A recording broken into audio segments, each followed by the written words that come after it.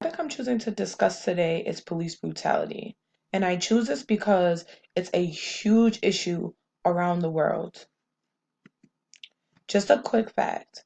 Did you know that 174 people were killed by police officers who are unarmed in America in 2019? It's a crazy fact, but it's very, very true. Police brutality may include physical, sexual, verbal abuse, police corruption, racial profiling, and psychological intimidation. Police brutality began to become prevalent in the public's eye starting around the 1800s till today. In the 1860s, for example, it was the era of the Industrial Revolution. African Americans were being taken advantage of with their working rights. So people would go on strike and protest, and in response, police would use excessive force, physical abuse to intimidate this group of people and show them that they're in power and that the African Americans had no power. Police officers use excessive force or brutality because they feel like they can get away with it.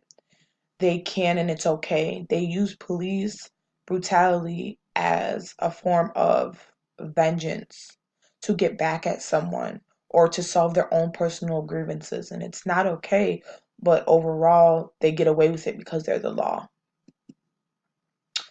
Another quick fact. Did you know that 69% of victims who face police brutality are African American and were unarmed? Several cases of police brutality made the national news, but I'm going to talk about two of them today. And one case was Michael Brown versus Ferguson.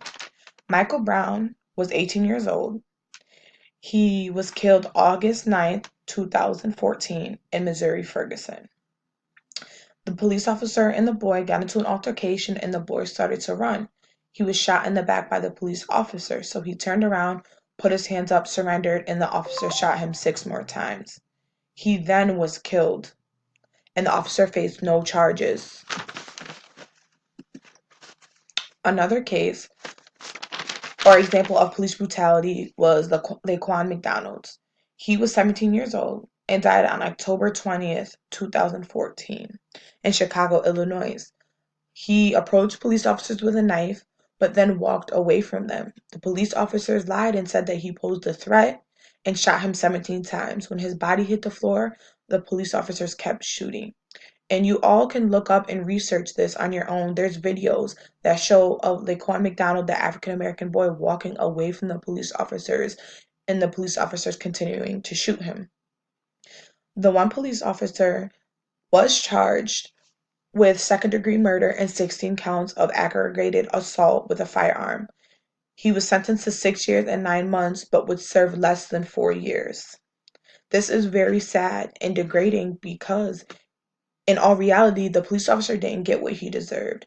Justice was not served, and it's not fair that Laquan McDonald was killed due to police brutality. As a result of many lives being taken by police officers, majority African American lives, the Black Lives Matter organization was created. It was established on July 13th, 2013 by three African American women. Their names were Alicia Garza, Patrice Cullors, and Opal Tometi.